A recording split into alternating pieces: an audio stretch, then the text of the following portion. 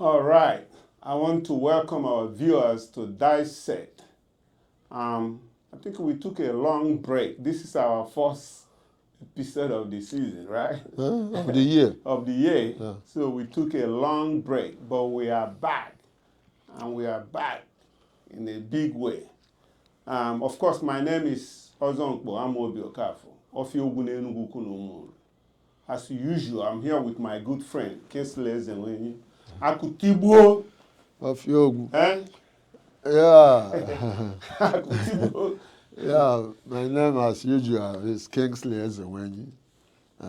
Akunetiwoku Ishie. Ishi Akutibo. Isn't it? Yes. If I went today, tell them what today, we want to go into Igbo culture. Okay. Not that we have authority to speak on general Igbo culture, but to us, other title members, we have authority to speak our mind on specific Igbo culture. Of Yogu, I've been so disheartened with what is happening in Enugwu-Ukwu about this other title, parallel other title listed in Enugu.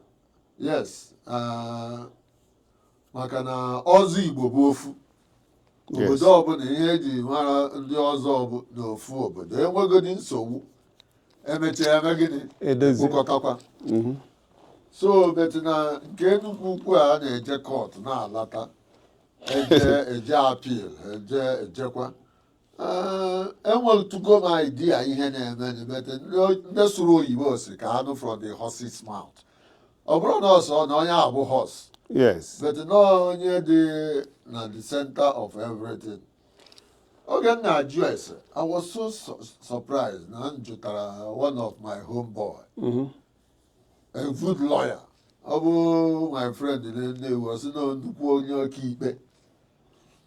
Wee sị ya ebe m na-ajụ maka institutions and traditional culture and Anambra constitution on Ozo and everything. I'm not going to nwere ihe dịka Anambra constitution na Ozo. Ihe nwere bụ traditional, ndị Igwe, their rights and all those things. Oh, I'm glad you said that. Yes, ask questions. Yes, yes. I'm a money, but I know that you will go and dig deep. Well, jụwazie m nwere idea ihe gbasara Enugwu-Ukwu ọzọ ọ dapụ n'ọchị mụwa ma mụ. So no, ya bụ lawyer Ofiaduru. Okay. Na the case, na the first case and all those things. Well, warm up and all. Ihe niile na-agwa gị ọ ya sedichara Okay. ma constitution Ndị ọzọ Enugwu-Ukwu. because it's kind of funny na enye constitution 2011 go waji 2013. So you almost have more information than Mongabo. And all those things. So, well, nature my judgment. The first judgment is in the end. I was sick. I will go there, maybe dissect, so that the IGA book to open up a discussion. Yes. Maka ndị ọbụla n'ala Igbo nwere ọzọ, and mba niile na-asụ n'olu. Yes. Yes. O nwere ihe eji ama mba. And but ilecha the center of ihe niile a ndị niile m jụrụ site n'ihe ala alọ ọka ajụchana m ịfụ na ofu ihe the central. You know, na ihe ndị ọzọ bụzi ka o siri sọ ya ka o wee suit their own specific community. Yes. And all those wee sị ka m mara na ọ gbakwechiri m anya na Enugwu-Ukwu ya na-enwe nsogbu a n'ebe ihe o nwere ihe m fụrụ na ya nọọ ndị ka a gara ego masajin ka m fụrụ kama ọ ya abụ onye a kama ọ ya abụ because o mere na be anyị nsogbu a dị everywhere. That's the problem. Yes. O mere na be anyị bete oge anyị jikọrọ anyị ewe ndị niile na-echi na village ekpokọtazie ha ọnụ ọ bụrụkwa ofu ọzọ ezinificha ahụ anyị kapịacha ihe ọnụ etu ọ ya adị because the society emego evolve. Oge nna m bụ onye isi ọzọ ama m ole ha dị n'Ezinifite but now ebughị ibu. Yes. And so far any convention adịrọ moribund, it still exists. But then government go moribund as society advances. A mess on finishing touches. Yes. O were suit and to the suit to society. yes. Ebe anyị bikwe, Because ebe anyị nọ now. Exactly. So wee sị ka njụọ gị ọfịa ogwu because ị nọ na senta ihe a m na-afụ na Facebook ebe ị na-aba na-akọwa ụmụ ihe niile a. Yes. And ịma na as etu siri gwa gị before na maybe anyị bichaa n'ụwa a, mgbe anyị ya akaba n'ike nke Chukwu na-eru ebe 80, 90, 100 na be anyị ekwute ekwu ụmụazị enwere ike ha na-asị n'ọkwa ya trouble maker. Na oge na secondary school na ha bidoro n'ụgbọ ọfịa dị ulu asị na trouble maker. Emetụ na onwe m ka m jizi enye example ịfụ na ndị agha na-akpọ trouble maker bụkwa ndị na-achọ udo ka ihe gaa n'usoro otu o kwesịrị ịdị. The truth, let the truth prevail. And na ihe ha mere ha trouble maker bụ na ha adị ebend. Exactly. Etu ahụ atụ dị ka o kwesịrị ịdị unu si na ya ebend ka anyị ncha na agree nwee stand anyị eji bend. Yes. So ya ka m ji sị ka itro godi light na ole etu i siri mara so that ị na-ekwuzi ka mụa werezie ajụjụ based on my idea knowledge m and ihe m jụtasịchara n'ebe dị iche n'iche were mara etu m esi na-etinye ya maka at the end ka anyị mara na etu e esi kwa onye ukwu wara. Eziokwu. Look, I'm glad na eju ajụjụ, but to be honest with you, I'm one of them and they qualified. You know, it's normal. Nimago no ukwu ihe na ese no also. But right now, I'm speaking as Ofiogu. Exactly. I'm not speaking. I'm not speaking on behalf of Ozo Enugwu-Ukwu. You have no authority to do that. And we have authority to do that. Even me, I have exactly. not. So I'm even chegwa genabo. Ihe nche and ihe mma. So I want to go back like 3 years ago before Nchi Ozo. Okay. Based on my knowledge, ihe mma, and all the information to make me make the decision make. You got because now it's second I'm my ife na ese na Ozo Enugwu-Ukwu imana na segas. Onye iju kedu ihe na ese na nwuru na akọ anything make sense. But this is what I found out. In 2023,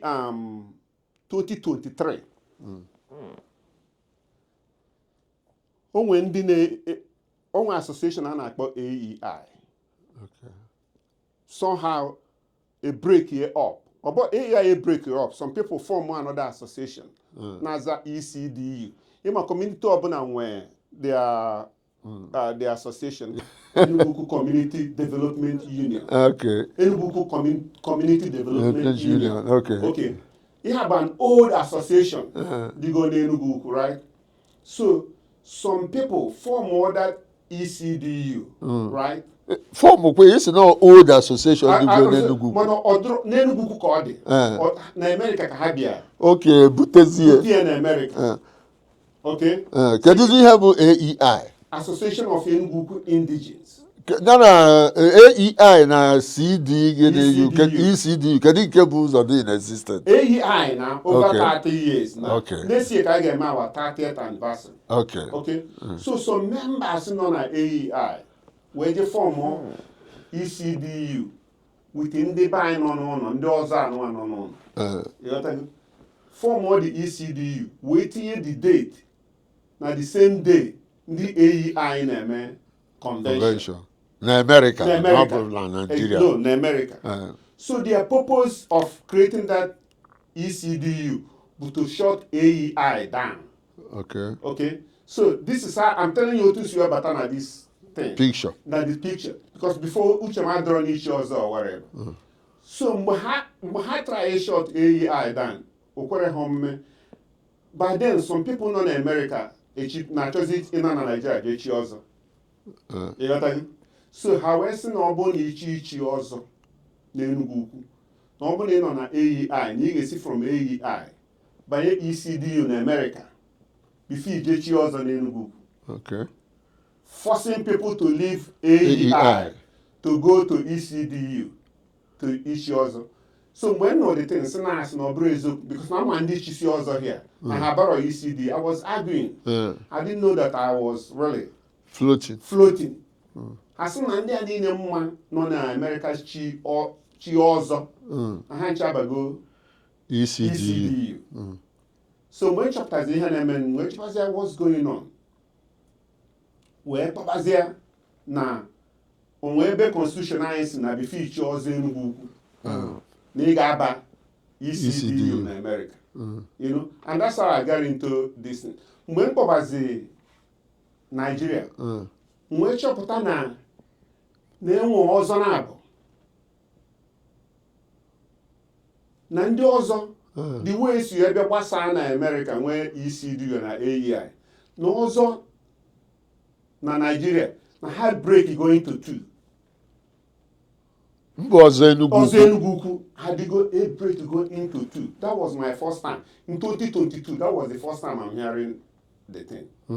So whenever inquiry, I was no Ofedulu bo onyeisi ọzọ one side. Ndị Enugwu-Ukwu no they call one side. Kedu ndị bụ Enugwu-Ukwu? Some ndị ọzọ kwa. Yeah, so some ndị ọzọ. Some ndị ọzọ kwa yotago. No dịkwa ndị ọzọ ha sebe okwu or whatever. Ịma go nke ese okwu. I will break it. Gịnị sebere okwu? I'm saying na ihe na-ese okwu.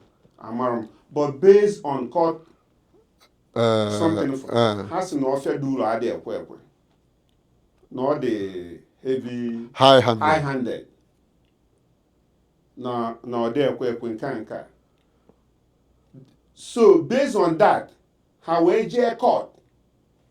I'm just trying to tell you. Summary. How we jee court.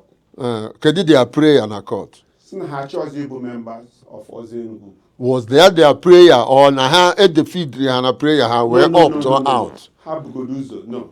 Ha choyepo.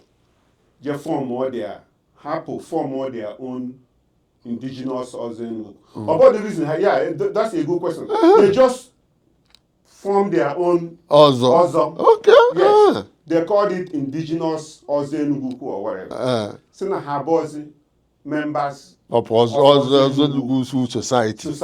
The men Ozo the authentic Ozo Enugwu-Ukwu society. Now Habozi indigenous Ozo Enugwu-Ukwu. Okay. So when no the thing, onye bụ onye isi ndị indigenous Ozo Enugwu-Ukwu bụ onye bụ Denise Aniekwe. Okay. Ọzọ mkpu Denise Aniekwe. A na-akpụ ya Omenyi. Okay, Omenyi. Nshọt ọbụrụ m akpọrọ ya akpọ m. In 2022 mgbe ọ bịa chọpụta na nchi ichi ọzọ. Because by that time ha enwebego these two things. So ha nụrụ anyị na-achị ichi ọzọ. Akpọbago ozigbo. Ka ị bịa chie na nke ha. Ka ị bịa chie na nke ha. So mgbe onye ha na-akpọ before ichi ọzọ ị ga-emenụ nze. Eje mme nze, mesie nze, chie ekwu. Yes. Mesie ekwu. Echisiri m okwu nke onye a bụ o so na ndị isi ekwu. Ọkpọba m. Nnene phone si na this man akpọnụrụ m in my life. Why is he calling me? My brother gwa m na reason o ji akpọ m bụ no maka ọzọ.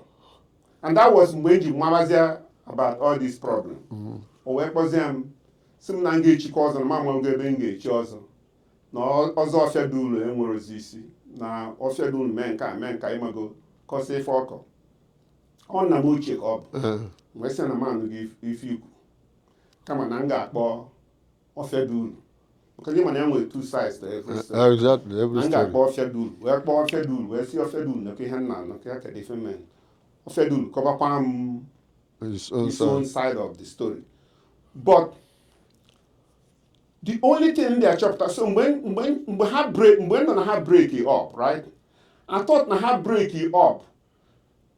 Ndị a na-echi Ozo Enugwu-Ukwu, ndị a na-echikwa Ozo Enugwu-Ukwu. Ịghọta? Mana mgbe m kpọzi Ofedulu si na ọzọ ha na-echi abụrụ Ozo Enugwu-Ukwu na ha ga-efọmụ indigenous ọzọ whatever. Nse so na ha nye certificate na ọ bụrụ Ozo Enugwu-Ukwu ka ha na-echi. Ọ sị no, because they are no longer members of Ozo Enugwu-Ukwu. And in a court, mgbe ha ji court, before the Ofedulu eje court, chọba ka ha ji na-apụ or whatever. Court wee sị na ha nwere right to go based on freedom of association. Association. Na fa nwere right ije form whatever ha chie form kama na ife anyị na-akọrọ gị dịkwa the court cases dị here na ha nwere right ije form whatever ha chie form kama na Ozo Enugwu-Ukwu should remain Ozo Enugwu-Ukwu. So they can form any other thing they like, but not Ozo Enugwu-Ukwu. Not Ozo Enugwu-Ukwu. Because it's already formed. Now Ozo Enugwu-Ukwu dị almost 400 years. And na the only Ozo bụ Ofedulu. So now all the assets and liability na the ego niile dị na bank or whatever should remain with Ozo Enugwu-Ukwu. Yeah. Now unu achije form whatever. Form on whatever in form. So it was easy decision for me. Because as far as the concern, I just felt na ada agbasa Ozo agbasa. You know, and the onwere ihu na-eso okwu.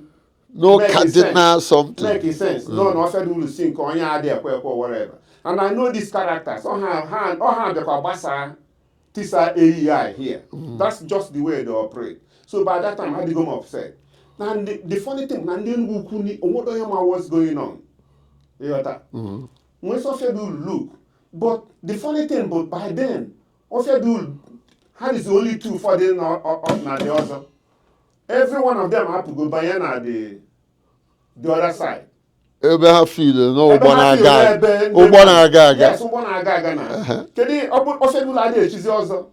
he was sick. Or a kidney problem. Yeah. So these people believe Ofedulu very soon that he will die. I'm just telling you.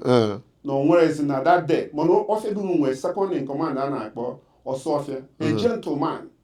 The man stick with Ofedulu. You know, they believe in tradition. Yes, tradition. You know, it's in Abasa. To them, it's not all the sacrilegious. That is all an abomination. Now these men, they have committed abomination. So for me, it was easy decision. Okay. See, Ozo Enugwu-Ukwu is stay with Ofedulu. Let me go there. Nangechi Ozo Enugwu-Ukwu. Also certificate, actually certificate. He have a certificate Igwe Enugwu-Ukwu. Ofedulu sign le. Ofedulu chili Ozo. Okay. Okay? Mwesu na ncho ngechi Ozo. Achọrọ m ka ede indigenous Ozo or whatever. Na ncho ka ọ bụrụ Ozo Enugwu-Ukwu. Mgbe ha ji mara ihe na-ese ha. Resolve. I'm not negotiating on Ozo Enugwu-Ukwu. It was easy decision for me. The fact I had a 100 then is irrelevant. It's irrelevant to me. Actually, it's Ozo Enugwu-Ukwu. So, but Ofedulu have to support everything on our home with documents, facts. We go see Kahasi Weje court. Can the judge US and how we right? EJ form their own association. Their own association. But not Ozo Enugwu-Ukwu. But not Ozo Enugwu-Ukwu. That's the gist of the whole thing. So, but Nezebe the issue there. That's it.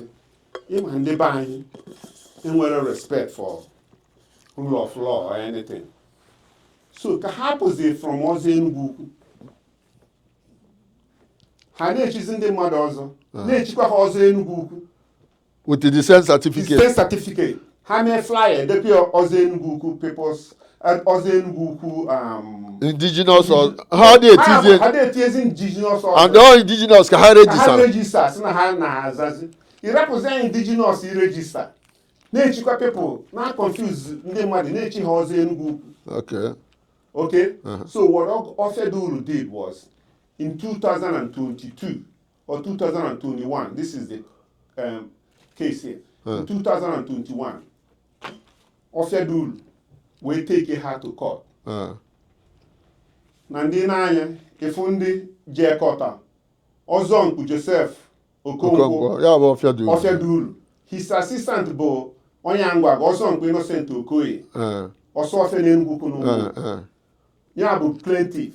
Wee suo Ozo Enugwu Clement Nwafọ. Ya ọ dịka onye bụ their president then. Ya na Igwe Rafọ bụ m na-eme ekpe. Igwe anyị so na this case. O so na ndị pụ n'Ozo Enugwu-Ukwu. Okay. Mbụdị Igwe. Ndị jere form. Na ha brozi ka. Igwe pụọ n'Ozo Enugwu-Ukwu. Yes.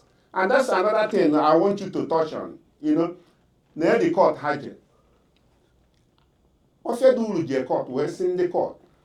ebe ọ bụ na ndị a apụgo from Ozo Enugwu-Ukwu si na ha bụ indigenous Ozo, why ka fa ji wee na-echi ndị mmadụ ọzọ ka etinye Ozo Enugwu-Ukwu na Ụmụnri, then na-echikwa ndị mmadụ ọzọ na-enye certificate the same certificate e nyere ha. Yes, ha mee flyer the thing dị online, ha mee flyer ha na-eti na-eme ha na-edekwa Ozo Enugwu-Ukwu. Even more after nchisizi ọzọ in 2023 n'afọ ka ha na-eme flyer na-etinye Ozo Enugwu-Ukwu. Njibazie Ofedul sị na-eche m na anyị nwa bụ Ozo Enugwu-Ukwu. Why are these people parading themselves as Ozo Enugwu-Ukwu? Now this is very confusing. Why can't we do something about it? That we should, because that person law other work on Nigeria. It works, but you have to enforce it. Why can't we stop these people from parading themselves or whatever? Why can't we go? At some point, Habama with Ofedul, I tried to make into that. I actually stop and I'm not plan. I stop when I behind it shows. That one but for another day. So Ofedul will say that we cannot really do anything about it because Nahaje appeal. Now the case no appeal.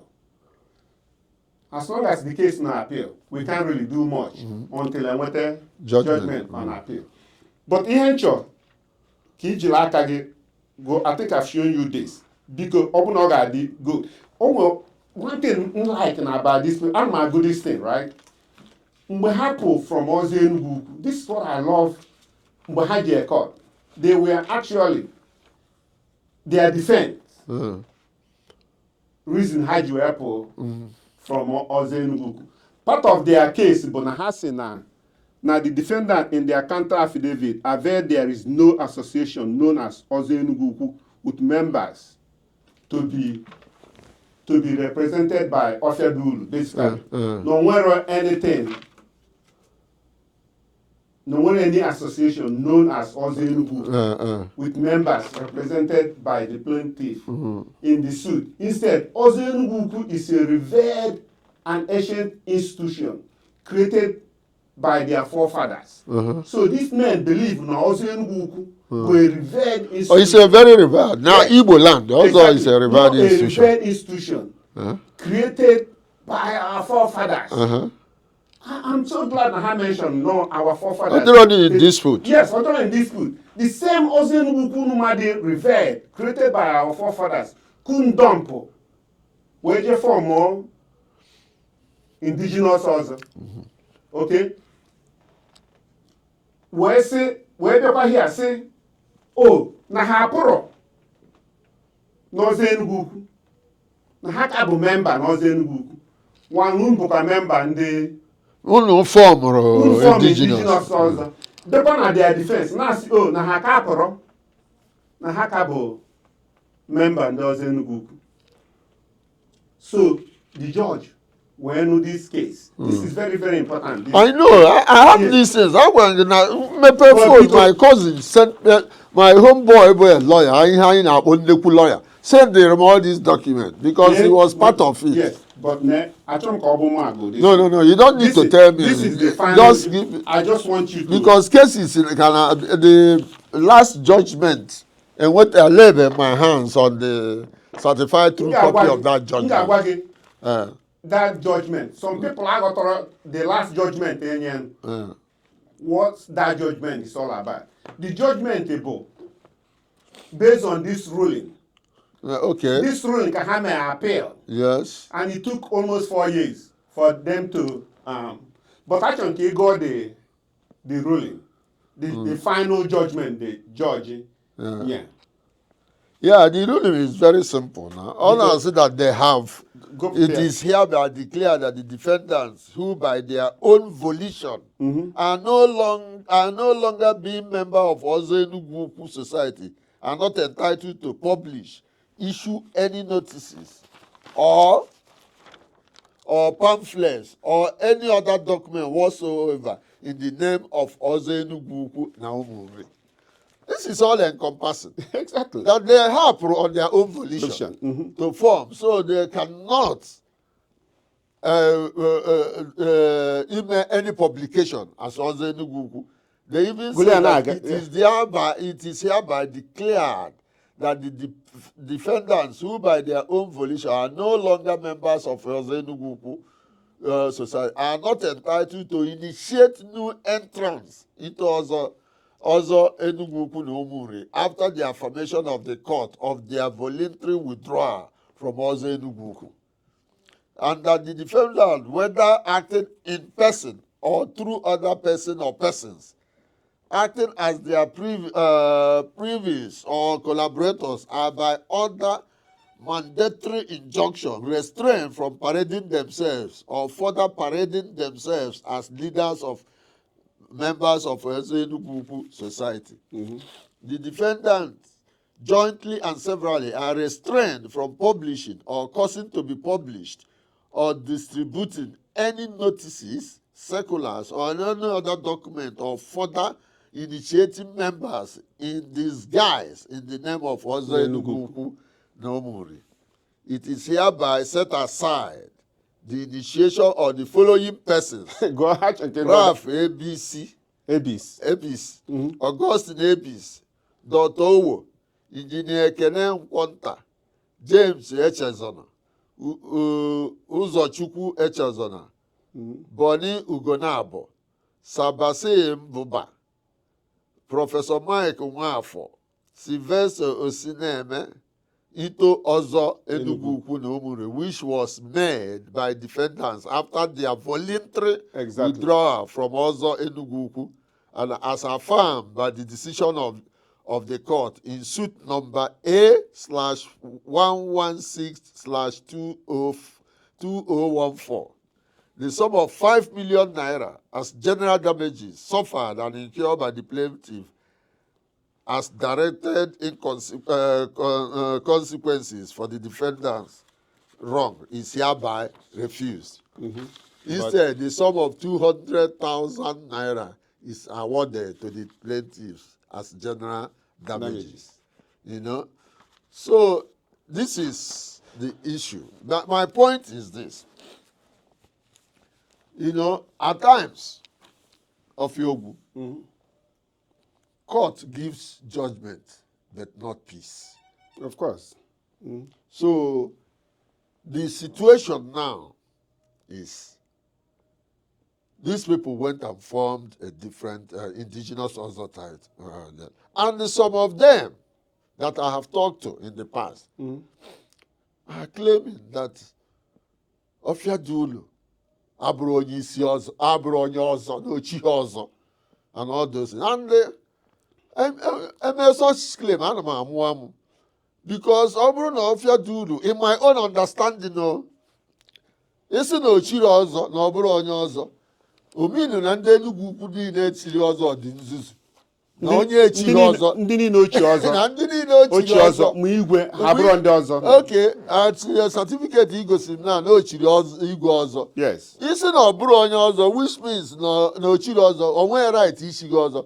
Which means your own ọzọ is in nullity too. Exactly. Ndị niile ochie. And before i bụrụ igwe n'ala Igbo, ihe abụ onye ọzọ. And ọ bụrụ na onye chiri gị ọzọ niile claim na ọ bụrụ onye ọzọ, gị wee chiri ọzọ.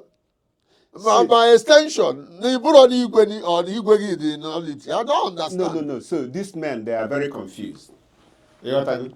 So, and that's why they keep losing. Because sometimes now I go to this thing, now I wonder who is advising these men. Can you hear these men advice? Because they are very, very confused. Had you caught before? Claim na Ofiadulu abro onyeisi ọzọ. Ofiadulu with a certificate had you emi onyeisi ọzọ in 2008. But right now, had they claimed na Ofiadulu abro onyeisi ọzọ, ha kwetego na Ofiadulu bụ onyeisi ọzọ. Ha kwetara na Ofiadulu bụ onyeisi ọzọ. No, na Ofiadulu adịghị ekwe or whatever. Okay. Wee pụọ. Mana ị ga na-afụkwa ndị ga-anọ on the side na-agwa gị na Ofiadulu abro echiri ọzọ. Gị weta picture mgbe ochie ọzọ or whatever. All those things doesn't really make any sense. But ihe nche gwa gị bụ, so for ndị be anyị na-wonder this last judgment, So all this case go pụta ka ha ji appeal this judgment ka ha ji appeal maka agwa ha na ha ma na-eyi afe ede Ozo Enugwu-Ukwu ma na-echi ndị mmadụ Ozo Enugwu-Ukwu na Umuru then ha nwez na hapụ go from Ozo wee je mee appeal. Of course, you know appeal takes time. I know. About 3 weeks ago, can the 3-man panel judge throw their appeal away? Unanimous decision. On the basis. On the basis na ha boss in Ozo Enugwu-Ukwu. Therefore, you need those in a case against any other. So if any ha na-echi ọzọ bụ fake ọzọ ka ha na-echi. So my question is this: ọ bụrụ na ịpụgo n'eburu onye Ozo Enugwu-Ukwu n'ịbụ indigenous, why are you suing? Tell me now. Why not issue them the indigenous Ozo Enugwu-Ukwu? Do you know why they are not doing it? Because Hamano indigenous Ozo Enugwu-Ukwu abro Ozo Enugwu-Ukwu. Deep in their heart. Okay. Hamano eha na-echi abro Ozo Enugwu-Ukwu. Ije na constitution Enugwu-Ukwu. Enugwu-Ukwu nwe ofu ọzọ. Exactly. Anyị nwere ọzọ na-abụ. Na ndị ịkpọ ndị Enugwu-Ukwu today public opinion ha ga-agwa gị n'ọfịa dị uru n'ọzọ anyị na-echi bụ Ozo Enugwu-Ukwu, and our constitution only recognizes one Ozo Enugwu-Ukwu. So deep in their heart ha ma na ọzọ ha na-echi abụrụ Ozo Enugwu-Ukwu, and that's why they keep saying na court is not status quo. Lotekwana nkwa another one ha lose not too long ago. Haje, I didn't glad he ikwu in the beginning na constitution of Anambra. Maka haje court. Siba ndị court no igwe nwe ọzọ. Abụ m ichie. Yes, no igwe nwere right ị na-echi ọzọ na ofedu na ndị ụtọ anyị nwere right ị na-echi ọzọ. With ọkwa ha bụ Igbo wee je court that day. Because they were convinced na fa ga-win the case. I mean, had the almost 160 members, and you are the only 24 or whatever. Mbọsị aka ndị mmadụ bịa join ba. Jee court, the bulu me gbalo lusi afe ndị ọzọ jee court. Not a single member of ndị side anyị jee na court that day. Anọ m America na-alụ ọrụ, ndị na-alụ ọrụ. This one you were now wound. Sometimes there's something money cannot. What happened? Yes. Yeah. There's something money cannot buy. The judge determined na igwe. First of all, a boss on your Ozo Enugwu-Ukwu. You have they have formed indigenous before you Igwe. When you no longer a member of Ozo Enugwu-Ukwu. Do you see all the mess this man created? Okay, but can you go to the question? Because I know fallout. You know I need to discuss the fallout. Yes. That's now now do the high-handed.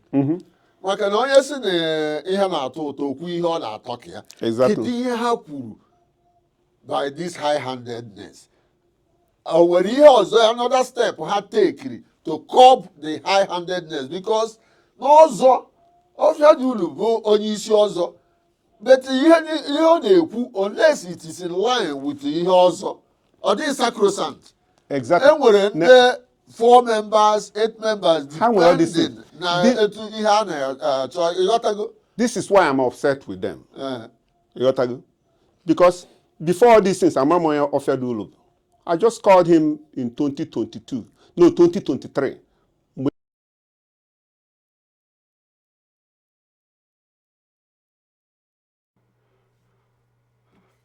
Okay, guys, we are stopping here. Because the video is over an hour long. So we have part 1 and part 2.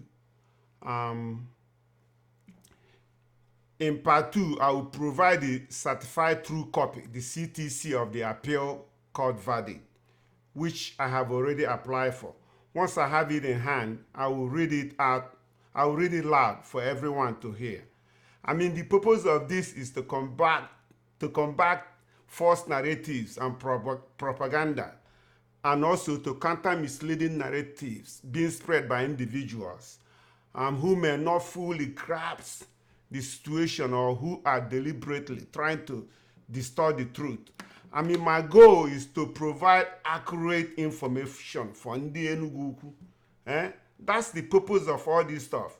Maka unu ma na oyibo a na-asụ na these court cases sometimes na dị confusing. Elotem the last court case pụtan kedafia Mike nwawe si na oyibo akalia biko nya onwe ndị ga-agbalị dị oyibo Mike maka gụnwa ka nji iso na ndị na-eme this video ka m gbalie dị oyibo ka onye ọbụla aghọta maka na propaganda kali maka every time court case apụta ndị ọzọ Enugwu-Ukwu win as soon as status quo a twist be the thing.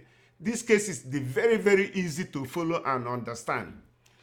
The first case ndị ọzọ Enugwu-Ukwu win bụ about 3 months ago or so bụ mgbe igwe je court si ndị court na ofedu ulu enwerezi right ị na-echi ndị mmadụ ọzọ n'Enugwu-Ukwu n'onye bụ igwe nwere right ị na-echi ọzọ.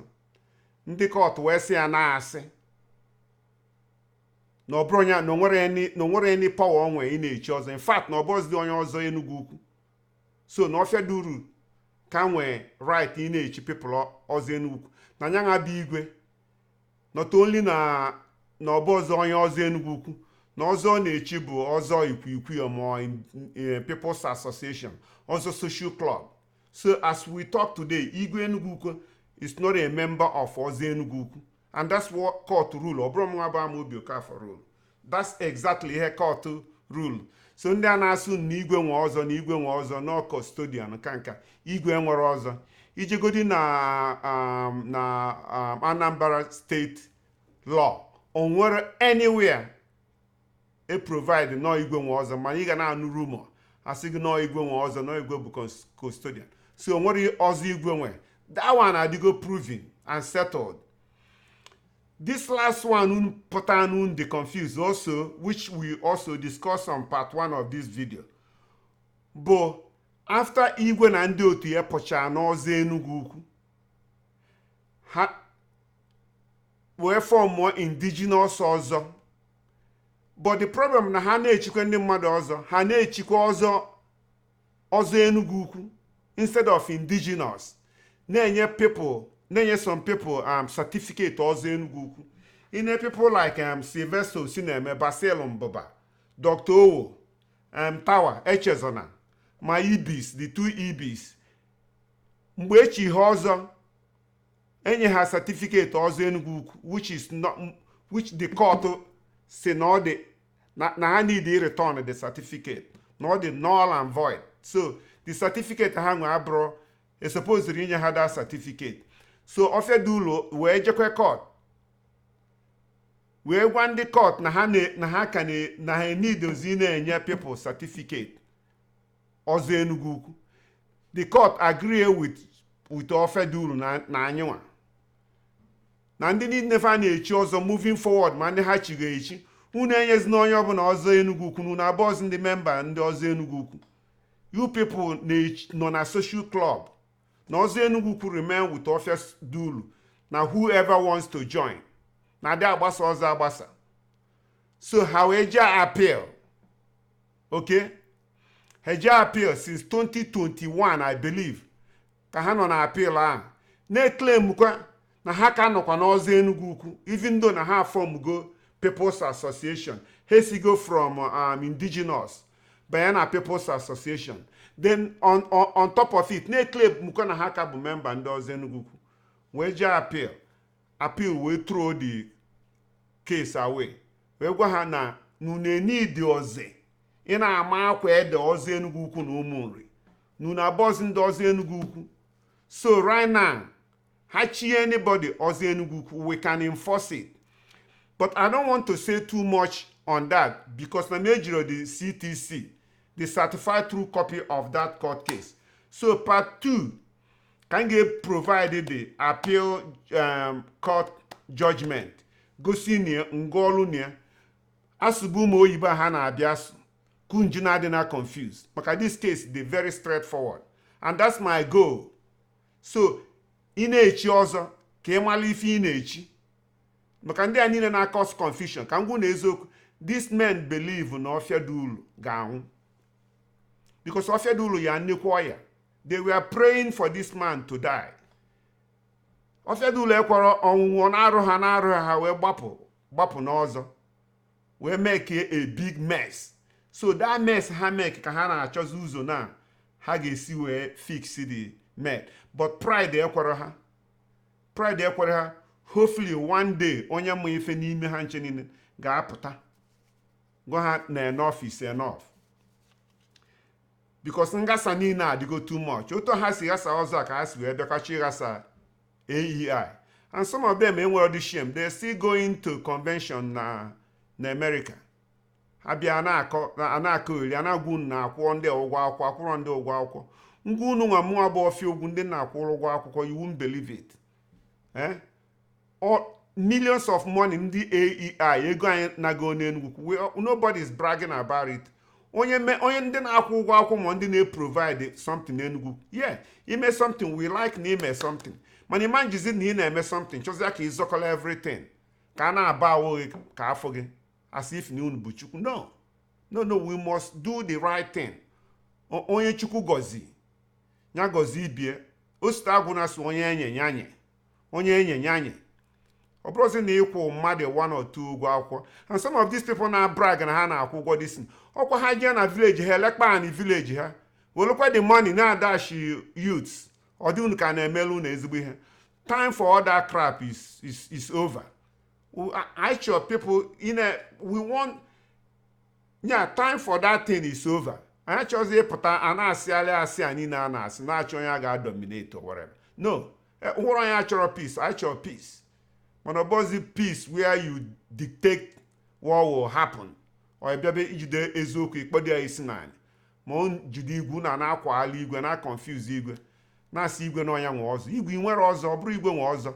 Igwe echi ọzọ mbọsị a na-abịazi ịzọkọrọ ọzọ. Ọ dịrọ impossible. So mgbe unu kwalịsị ife niile unu na-ekwu, mgbe unu chi na-cheta azụ, unu na-cheta azụ jee mee peace with Ofiadulu. And Ofiadulu ga-agwakwa gị na ọ bụrụ onye a nwe ọzọ. Achọ Ofiadulu to Afrịa, ọsọ ọfịa nọ. Achọ ọsọ ọfịa solo eziokwu nọ. Ozo Enugwu-Ukwu continues. Nobody can break it. Una man just wipe Ozo Enugwu-Ukwu away. Igwe agwụna ha. All those men, I can't even begin to read ndị Ozo Enugwu-Ukwu. Una achọ just ka work pour her away. Because we believe in all one will, but no can only 1 or 2 people who na akwụrụ. So I'm my only by next week. Listen on to the second part of this video. Kunfu reason Ofiadulu you enwe problem with them, but ha change their constitution. We take away some of the powers from Ofiadulu, render Onyisi Ozo useless, basically a ceremonial or whatever. I think that was the reason Ofiadulu refused to settle with them. I'm not saying Ofiadulu are the correct or not, but that's not any reason for them to abandon Ozo Enugwu-Ukwu, form more social club, so because stay tuned for the second part of this video. Ekenekwa mun.